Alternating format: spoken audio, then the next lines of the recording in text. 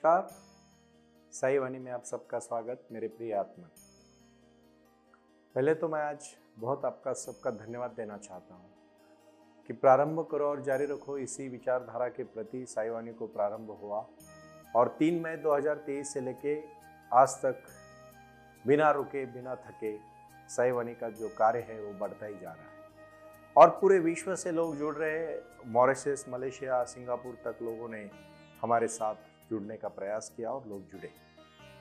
अभी उसका जो अगला कदम है वो बहुत महत्वपूर्ण है। बहुत सारे लोग इच्छा व्यक्त कर रहे हैं कि हम आना चाहते हैं साईं बाबा के आपके आश्रम में, आपके आंगन में हम आना चाहते हैं। मैं सभी को प्रणाम करना चाहता हूँ। 15 अगस्त 2023 को साईं बाबा के आंगन में आप आ सकते हो। तब तक हम पूरा प्रयास कर रहे हैं कि पूरा काम कंप्लीट हो जाए और आप आके वहाँ ध्यान करें और बाबा के विचार सुन के अपने जीवन में क्रांति करें। लेकिन उसके पहले मेरा एक आपसे निवेदन है, आप जिस भी शहर में हो उस शहर में आप एक साई वाणी का सेंटर, और हम अभी एक व्हाट्सएप ग्रुप 25 तारीख से 25 जुलाई 2023 से लॉन्च कर रहे हैं और वो है साई वाणी ग्रुप, जिसमें मुझे कम से कम 3000 लोग अभी उस ग्रुप में, मैं हर एरिया से, देखो 91 लाख लोग तो अभी ऐप्स तक जुड़ चुके हैं और ये बहुत बड़ी बात है।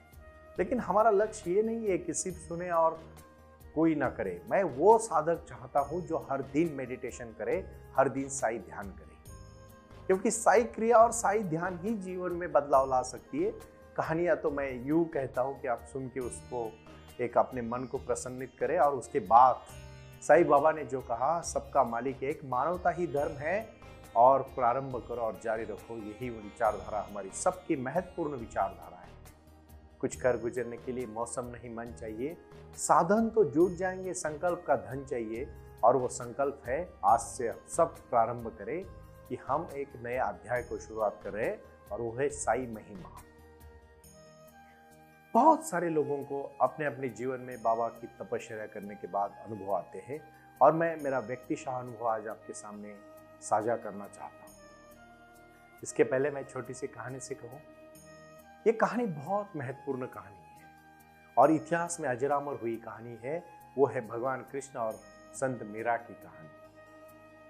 संत मीरा ने भगवान कृष्ण के प्रति जो लगाव रखा, जो प्यार रखा, जो भावना रखी, जो समर्पण रखा, जो विश्वास रखा, वो अपने भगवान के ऊपर का एक सबसे महत्वपूर्ण उदाहरण अगर पूरे विश्व में कोई है तो भगवान कृष्ण और संत मीरा का है। क्योंकि संत मीरा कोई मामूली घर की महिला नहीं थी, वो एक राजघराने की महिला थी, राजस्थान। और जब उनकी शादी हुई तो उनको काफी कृष्ण भक्ति देख के उनके पति ने उनको काफी तकलीफ दी और फिर भी मीरा ने अपनी भक्ति नहीं छोड़ी।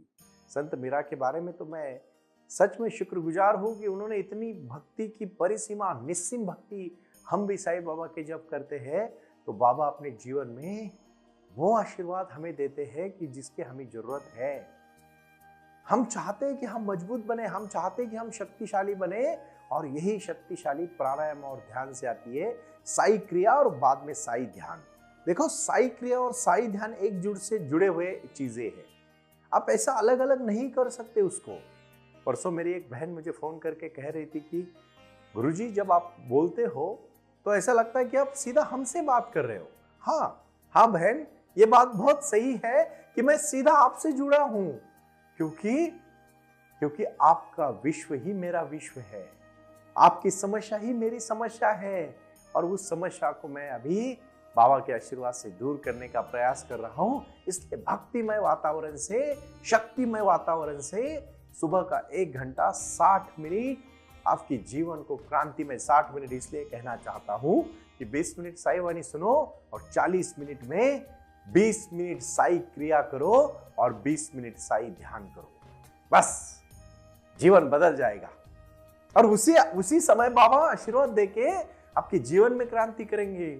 और उस समय क्या हुआ, जब बहुत बार मीरा का चरित्र अगर आप पढ़ोगे तो राणा जी तो उनके पति नहीं थे, वो तो उनकी हत्या हो चुकी थी, वो गुजर गए थे। बट उनके जो देवर थे वो मीरा का ये देखते हैं कि हमारी बड़ी भाभी मां समान होती है, वो इतनी कृष्ण भक्ति में लीन हो रही है, संकीर्तन कर रही है, नाच रही है, गा रही है। मीरा के भजन सुनो, आंखों में आंसू आ जाएंगे। जब कोई चीज दिल से छू जाती है ना, तो जीवन में क्रांति होती है। और जब तक चीज किसी दिल को नहीं छूती, उस समय क्रांति नहीं होगी।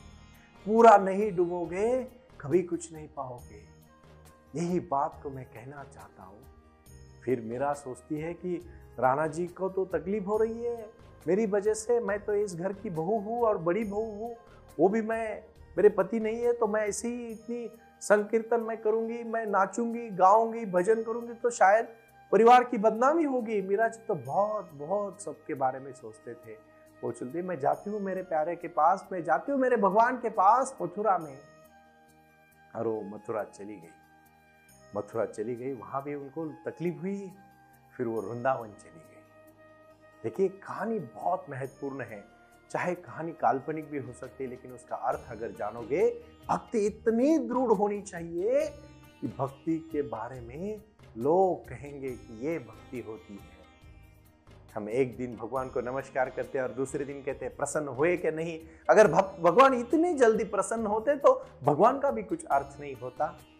मैं कहना चाहता हूं, वो आए और आकर चले गए, मौन रहे और कुछ कह गए।